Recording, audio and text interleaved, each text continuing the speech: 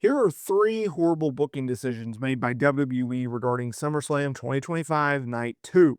At number three, it's the steel cage match with Jacob Fatu and Solo Sikoa. Steel cage matches are supposed to keep outside interference from happening, yet it didn't in this match. Number two, it is Becky Lynch beating Lyra Valkeria with outside interference from Bayley, even though Bayley didn't turn heel. Why are we having Lyra lose to Becky when Becky should put over Lyra? It doesn't make any sense. And at number one, it is a decision to have Brock Lesnar return to WWE, taking out John Cena, overshadowing a great match between John Cena and Cody Rhodes, overshadowing Cody Rhodes' WWE title win. And now, instead of it being a positive end to SummerSlam, everyone's complaining that you brought back freaking Brock Lesnar. And at number one, you had to put it because it's Brock Lesnar overshadowing Cody Rhodes' big moment. So we had an all-time classic match between Cody Rhodes and John Cena. John Cena going into his last WWE title match, going into his last stadium show, working in front of 50,000 people or so. He went out there, worked as a babyface. He's a better worker as a babyface than a heel. He turned back the hands of time, and he and Cody Rhodes went out there and stole the weekend. It was the best match of the weekend.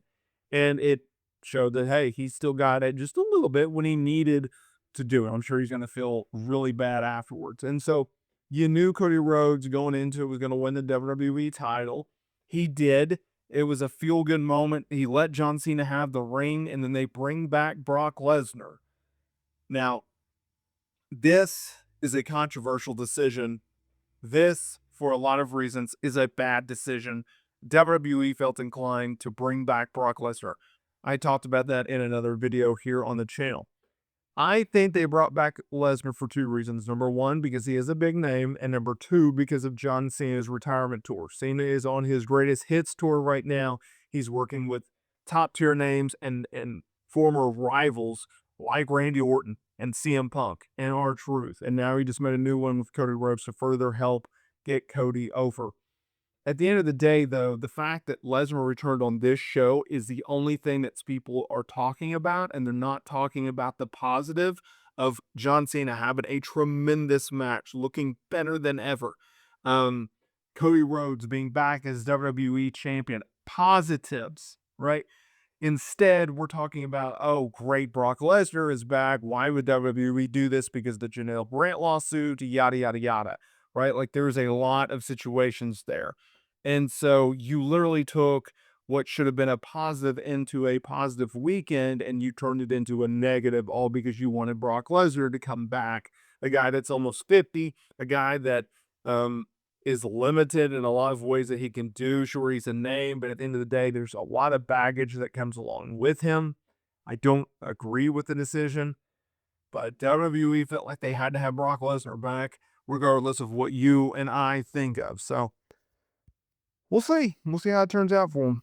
Lyra Valkeria, Becky Lynch in a Intercontinental title match where the stipulation was there was no DQs, there was no countout, yet if Lyra lost the match, she could not challenge for the women's Intercontinental title as long as Becky Lynch is champion. So just keep that in mind. She can challenge for it again just as long as Becky is not the champion, okay? Because this was supposed to be the blow off to the feud. Now, usually when you do a stipulation like this, it is strongly indicated and almost a guaranteed lock that the challenger in this situation will win the title and it's a blow off to a feud.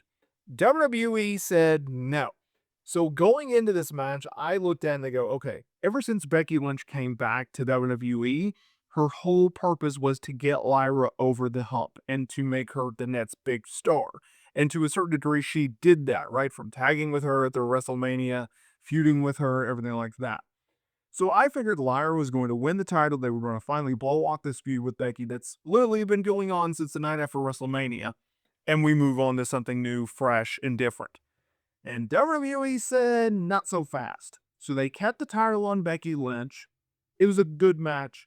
I thought it went a little too long.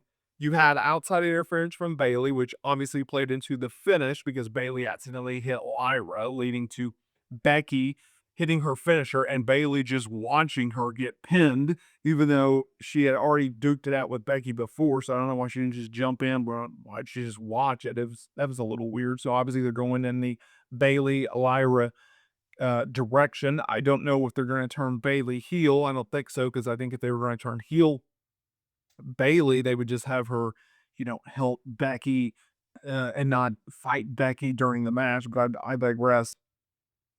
Becky Lynch losing the women's Intercontinental title to Lyra Valkeria would not have hurt Becky Lynch. It would have hurt. It would have helped Lyra. Yet WWE opted not to do so. So now we're going to have potentially a feud between Bayley and Lyra, baby versus babyface, and we're going to have Becky Lynch go off and be women's Intercontinental champion.